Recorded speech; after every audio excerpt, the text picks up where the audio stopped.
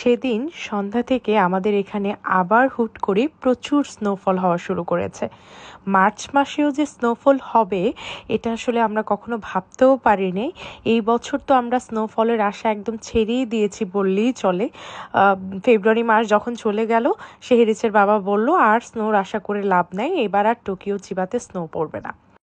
আসসালামু আলাইকুম এভরিওয়ান, চলেন আপনাদেরকে সাথে নিয়ে আমাদের সেদিনকার তুষার সন্ধ্যাটা কেমন কাটলো সেটাই আজকে শেয়ার করি।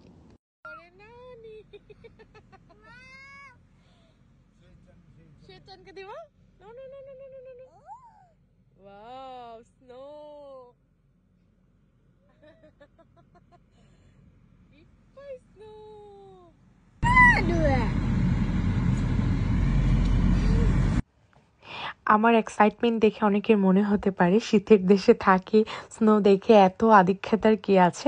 আসলে আদিক্ষেতা না, আমরা যেসব এলাকাতে থাকি না সেখানে না খুব বেশি স্নো পড়ে না। খুব বেশি বললে আসলে ভুল হবে, পড়েই না। গত বছর একবার পড়েছিল, এইবার তো আমরা সবাই আশাই ছেড়ে দিয়েছিলাম। কিন্তু তারপরেও শীতের শেষে গরমের যখন শুরু, গরম প্রায় চলেই আসবে, তখন প্রায় 2 বারের মতো পড়ে গেল। গত সপ্তাহে তো একদিন পড়লো দিনের বেলা, সেদিন তো শেহরিচের বাবার বাসায় ছিল না। তো আজকে যখন স্নো পড়লো এবং শেহরিচের পাপাও বাসায়, আমি এই আনন্দ কি আর মিস করি বলেন তো। আমরা চলে গেলাম পাশের একটা পার্কে।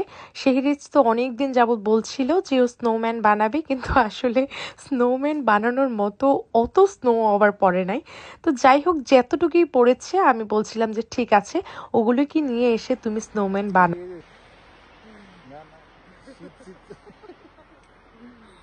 এই যে দেখেন, এইখানে প্রথমে আমার গায়ে স্নোটা দেওয়া শুরু করেছে শেহরিচের বাবা আর শেহরিচ মিলে। তারপরে আমি কি আর থেমে থাকার মানুষ, আমিও ইচ্ছা মতো স্নোর সাথে বালি টালি যা উঠতেছিল সব আমি গায়ে ছুঁড়ে মারছি। পার্কে আমরা কিছুক্ষণ এরকম দুষ্টুমি করে আমার মেয়ে মাঝখান দিয়ে আবার কান্নাকাটি শুরু করে দিয়েছে, তার হাত ঠান্ডা হয়ে গেছে।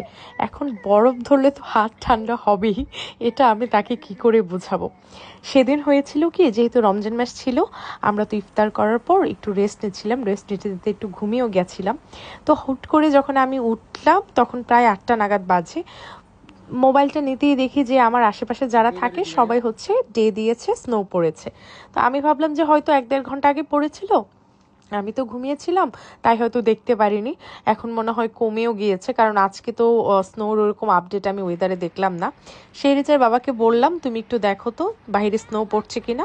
তখন শেহরিচের বাবা গিয়ে দেখে বলল যে হ্যাঁ, অনেক তো স্নো পড়ছে, তাড়াতাড়ি রেডি হও, মানে জ্যাকেট ট্যাকেট পরো আর কি, বাইরে যাই একটু কফি টফি খেয়ে আসি আর স্নো দেখে আসি। যেই কথা সেই কাজ, আমরা বের হয়ে গেছি একটা তুষার সন্ধ্যায় কফি ডেটের জন্য। বের হয়ে কিছুক্ষণ গাড়ি দিয়ে ঘোরাঘুরি করে প্রথমে তো গেলাম পার্কে কিছুক্ষণ শেহরিচ খেলাধুলা করলো। তারপরে হচ্ছে আমরা এখন চলে এসেছি আমাদের বাসার কাছে যে কমিউনিটি আছে না, ফ্যামিলি মার্ট, সেখানে চলে এসেছি। এখন এখান থেকে কফি নিব। তখন প্রায় রাত 8:30 পৌনে 9টা নাগাদ বাজে। শেহরিচকে একটা ইয়োগার্ট ড্রিঙ্ক কিনে দিলাম আর আমরা দুইজন নিয়ে নিলাম 2টা ক্যাফে লাতে। প্রায় অনেক দিন পর ফ্যামিলি মার্টের এই ক্যাফেটা আমরা খাচ্ছি। নর্মালি এখন আমার 7-Eleven-এর কফি বেশি খাওয়া হয়, তবে ফ্যামিলি মার্টের কফির একটা বিশেষত্ব হচ্ছে এখানে বিভিন্ন ফ্লেভারিং সুগার আছে আর কি, সিনেমন, ভ্যানিলা, পিনাটস, তারপর হচ্ছে ক্যারামেল। আমার সবচেয়ে পছন্দের যে ফ্লেভার সেটা হচ্ছে ক্যারামেল। আমি এখানে আসলেই ক্যারামেল যে সুগারটা আছে এটা সবসময় ট্রাই করি আর কি, আমার কাছে খুবই ভালো লাগে। শেহরিচের বাবা প্রথমে সুগার টুগার কিছুই নেয়নি, পরে যখন দেখছিল আমি ক্যারামেল সুগার দিচ্ছিলাম তখন আমাকে বলছিল যে তুমি সেটা কি নিলে, আমাকে একটু দাও। যাই হোক, তাকে একটু দিয়ে দিয়ে আমরা বাইরে চলে আসলাম। আমি একটু বাইরে দাঁড়িয়ে দাঁড়িয়ে কফিটা খাবো। শেহরিচের বাবাকে বললাম বাবুকে তুমি গাড়িতে বসিয়ে দিয়ে আসো, ওর আসলে একটু থাকলেই ওর ঠান্ডা লাগছিল, বাচ্চা মানুষ ঠান্ডা লাগাটাও স্বাভাবিক। আমরা একটু এখানে দাঁড়িয়ে দাঁড়িয়ে আমাদের কফিটা এনজয় করছিলাম আর সাথে স্নো তো আছেই। কফি টফি খাওয়া শেষ করে আমরা আরেকটু কিছুক্ষণ ঘোরাঘুরি করে বাসার একদম কাছেই চলে এসেছিলাম। সেরেজকে যেহেতু বাহিরে অত বেশি খেলতে দেয়নি, তখনও বেশ হচ্ছে স্নো পড়ছিল। ওকে গাড়িতে রেখেই হচ্ছে একটু ভিডিও করছিলাম। ওকে তো বাহিরে তেমন একটা ভিডিও করতে পারিনি। মেয়েটার আমার আবার হয়তো ঠান্ডা লাগবে, কিন্তু কি করার আছে বলেন। এই স্নো স্নো করে মানে পুরোটা শীত আমার মেয়ে আমাকে পাগল করে দিয়েছে। কবে স্নো পড়বে, কবে স্নো পড়বে।